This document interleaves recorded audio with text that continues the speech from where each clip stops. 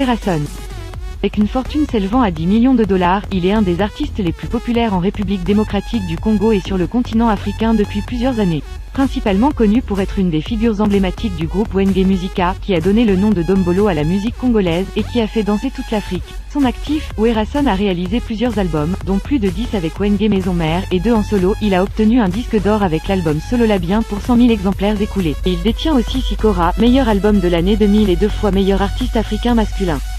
JB Piana. Avec une fortune s'élevant à 12 millions de dollars, il devient dans les années 1980 le président et l'une des têtes d'affiche du groupe Wenge Musica.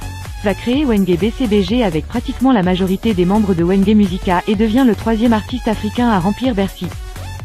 Même chose fut sa prestation au Stade des Martyrs de Kinshasa, le 15 décembre 2001 devant plus de 250 000 spectateurs, établissant ainsi un record pour la musique congolaise. La même année, il remporte le prix de meilleur compositeur avec Sante Touché et avec Jeannette, le prix de meilleure chanson de l'année.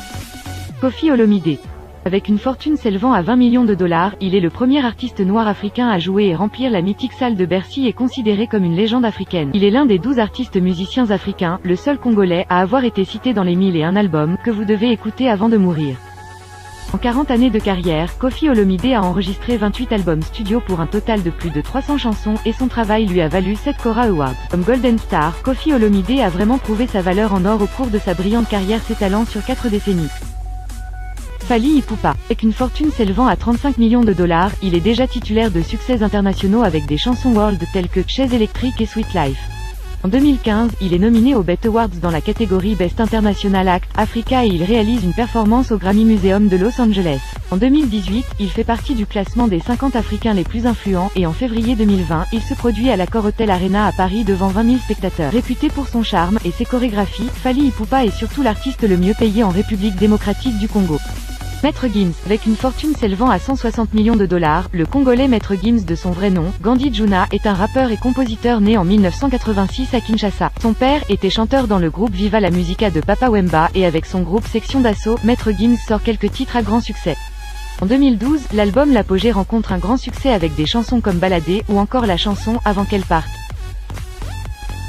Malgré le succès du groupe Section d'Assaut, Maître Gims se lance aussi dans la musique en solo.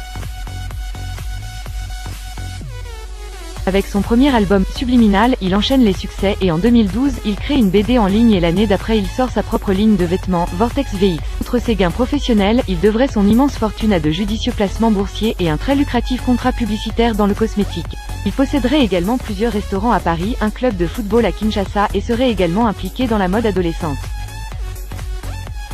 Et avec autant de succès, aujourd'hui, le chanteur et entrepreneur, Maître Gims pèserait près de 160 millions de dollars. Maintenant que vous connaissez les 5 musiciens congolais les plus riches, lequel vous a le plus impressionné? Qui d'autre aurez-vous voulu voir dans ce classement?